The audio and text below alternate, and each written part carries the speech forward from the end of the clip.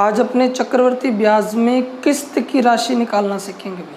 किस्त की राशि, कईयों के मैसेज आए थे कि चक्रवर्ती ब्याज में किस्त निकालना सिखा दो।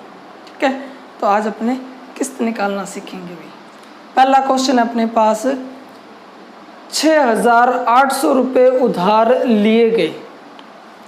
इस मूलधन को 2 बराबर किस्तों में चुकाना है। ब्याज की दर 12.5% है, तो दोनों किस्त की राशि ज्ञात कीजिए। ठीक है, तो किस्त की राशि ज्ञात करनी है अपने को।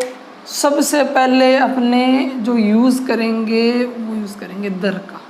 ठीक है, दर 12.5% है। 12.5% को अपने लिख सकते हैं 12 से 1/2 या फिर 25/2। अगर ये परसेंट हटा दोगे तो आ जाएंगी 2 0, और इसे सॉल्व करेंगे अपने तो ये आ जाएगी भिन्न 1/8।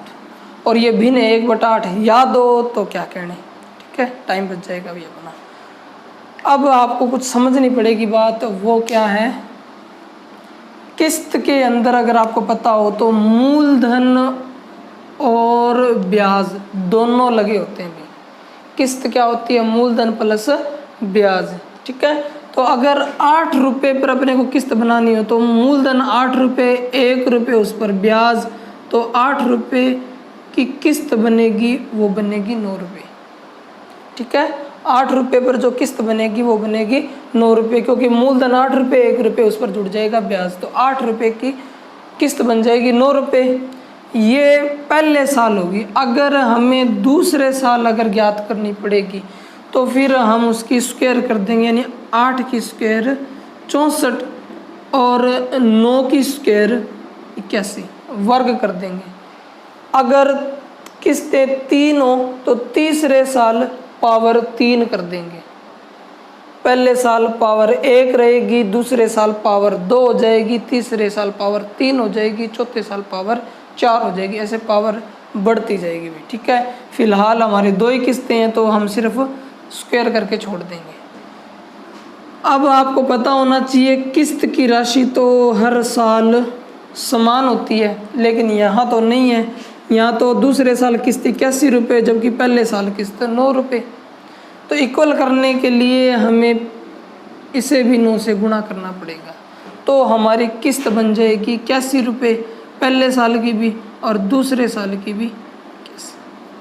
ठीक है, लेकिन अगर हमने इस किस्त को 9 से गुणा कर दिया तो फिर मूलधन को भी 9 से गुणा करना पड़ेगा, नहीं तो ये नाराज़ हो जाएगा भाई।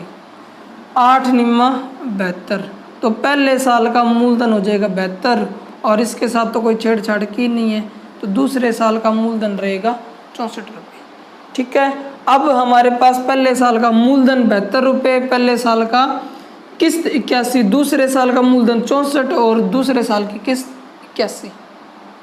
ठीक है, सवाल की तरफ देखें तो उसने तो कुल जो रुपए उधार लिए हैं वो लिए 6,800, और हम देखें मूलधन कुल कितना बनता है भाई, 4 और 2 6, 7 और 6 13, 136। हमारे हिसाब से मूलधन 136 यूनिट बनता है, जबकि मूलधन है कितना 6,800। तो मूलधन के सामने मूलधन रख देते हैं और 1 यूनिट का मान निकाल लेते हैं, मतलब 1 अनुपात का मान निकाल लेते हैं।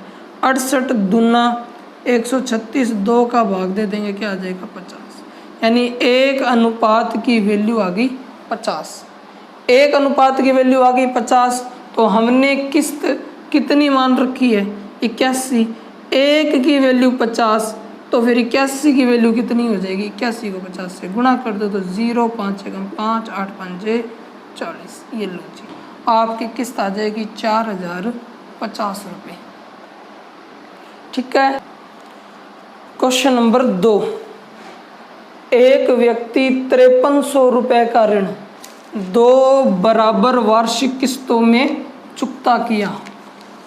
यदि चक्रवृद्धि ब्याज की दर 12% वार्षिक हो तो प्रत्येक किस्त का मूल्य ज्ञात कीजिए।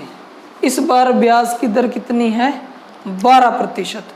12% का मतलब होता है 3/12। 25।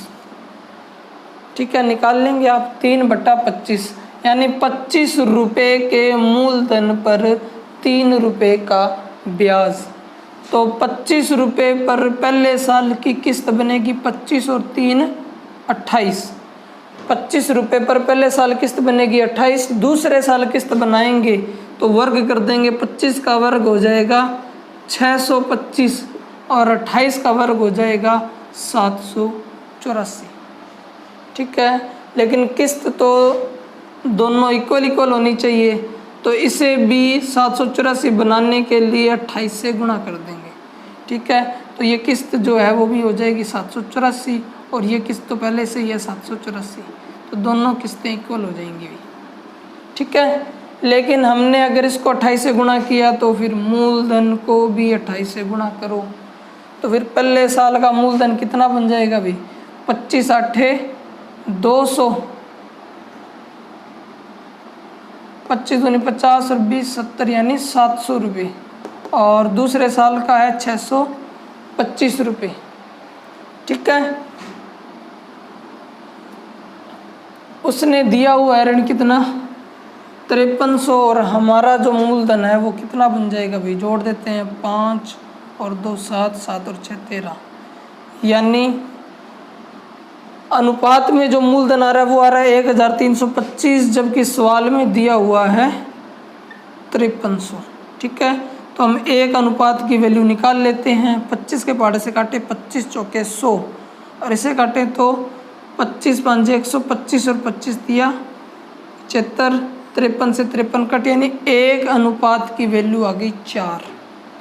1 अनुपात की वैल्यू आ गई 4 और हमने किस्त का जो अनुपात लिया है वो है 784। 1 अनुपात की वैल्यू 4, तो 784 की वैल्यू फिर कितनी हो जाएगी, तो कर देते हैं अपने गुणा। किस्त बराबर 784 × 4, तो 4 चौके 16, 4 8 32 और 1 33, 7 चौक 28 और 3 31, तो 31 36 आंसर हो जाएगा ऑप्शन नंबर सी। ठीक है, क्वेश्चन नंबर 3, एक आदमी स्कूटर इस शर्त पर खरीदता है कि 24,000 रुपये अभी देगा तथा बची हुई राशि पर 5% की 2 बराबर वार्षिक किस्त की राशि हमें दी हुई है भाई 10,584 रुपये में चुका देगा। स्कूटर की मूल कीमत ज्ञात कीजिए। ठीक है, 24,000 रुपये तो अभी दे रहा है और 2 किस्तें दे देगा, 10,584 की 2 किस्तें दे देगा। तो हमें पता करना है स्कूटर की मूल कीमत क्या है। कर लेते हैं भाई, 24,000 रुपये तो साइड में लिख देते हैं अपने, क्योंकि ये तो हमें डाउन पेमेंट है, पहले ही चुका दिए। बाकी के पैसे हम ज्ञात कर लेते हैं। दर कितनी है 5%। 5% का जो भिन्न बनेगा वो बनेगा 1/20, मतलब 20 रुपये पर 1 रुपये का ब्याज। तो पहले साल किस्त बनेगी 20 रुपये पर 21 रुपये की, और दूसरे साल किस्त क्या बन जाएगी भी, वर्क कर देंगे, यानी 400 रुपये पर 441 रुपये। 21 की स्क्वायर 441, 20 की स्क्वायर 400। ठीक है, अब किस्त इक्वल होती है तो हम 21 से गुणा कर देंगे तो ये भी हो जाएगा 441, और मूलधन को भी 21 से गुणा कर देंगे तो मूलधन कितना बन जाएगा भाई 420 और ये 400, तो कुल मूलधन कितना हो जाएगा 820। कुल मूलधन हो जाएगा 820। ठीक है, सवाल में दी हुई है हमें किस्त 10,584 और हमने जो है किस्त मान रखी है 441, तो वैल्यू रख देते हैं अपने 10,584, 10,584 और 1 अनुपात की वैल्यू हम ज्ञात कर लेते हैं, तो भाग पूरा चला जाएगा 24 पर। 1 अनुपात की वैल्यू आ जाएगी 24। 1 अनुपात की वैल्यू 24 आ जाएगी, तो हमें जो है मूलधन ज्ञात करना है, तो मूलधन हमारा 820 है। 1 अनुपात की वैल्यू 24 है, तो 820 की कितनी हो जाएगी 24 से गुणा कर देते हैं, तो 0 24 दूना 48, 24 8 192 और 4 196, तो 19,680 रुपये। ये तो वो हैं जो हमने किस्त के रूप में लौटाए हैं। 24,000 रुपये हमने पहले ही दे दिए थे, ठीक है। तो जोड़ देते हैं तो हमें पता लग जाएगा स्कूटर का प्राइस। तो स्कूटर का प्राइस हो जाएगा 43,680, ऑप्शन नंबर 1 43,680, ठीक है। क्वेश्चन नंबर 4, एक आदमी ने बाइक खरीदी और वादा किया कि 20% की दर पर 10,800 रुपये की 3 बराबर किस्तों में पैसा चुका देगा। बाइक की कीमत ज्ञात कीजिए। हमें दी हुई है किस्त की राशि और समय दिया हुआ है 3 वर्ष और ब्याज की दर है 20%। तो करते हैं अपने शुरू। 20% का भिन्न क्या बनेगा? 1/5, यानी 5 रुपये पर 1 रुपये का ब्याज। तो पहली किस्त जो बनेगी वो बनेगी 5 से 6। दूसरे साल जब किस्त बनाएंगे तो स्क्वायर हो जाएगी, यानी 5 के स्क्वायर 25 और 6 के स्क्वायर 36। तीसरे साल बनाएंगे तो क्यूब हो जाएगी, 5 की क्यूब हो जाएगी 125 और 6 की क्यूब हो जाएगी 216, ठीक है। अभी तक 2 सवाल लिए थे, 2 किस्त वाले, इस बार 3 किस्त वाला सवाल किया अपनों ने, तो अपने इस बार क्यूब कर देंगे। किस्त की राशि समान रहेगी, यानी 36 को तो 216 बनाने के लिए गुणा करना पड़ेगा 6 से, और 6 को 216 बनाने के लिए गुणा करना पड़ेगा 36 से। तो किस्त जो है इक्वल हो जाएगी भी 216 216 216, इक्वल किस्त हो जाएगी, ठीक है। अब हमने 36 से गुणा किया है तो हमारे इस मूलधन को भी 36 से गुणा करना पड़ेगा। यहाँ हमने 6 से गुणा किया है, 6 से गुणा किया तो इसको भी 6 से गुणा करना पड़ेगा भी। तो मूलधन ये कितना आ जाएगा 180, ये मूलधन 150 और ये मूलधन वैसे का वैसा 125। तो कुल मूलधन कितना हो जाएगा 5, 8 और 7 15, 455, और किस्त की राशि 216, जबकि सवाल में किस्त की राशि कितनी दी हुई है 10,800।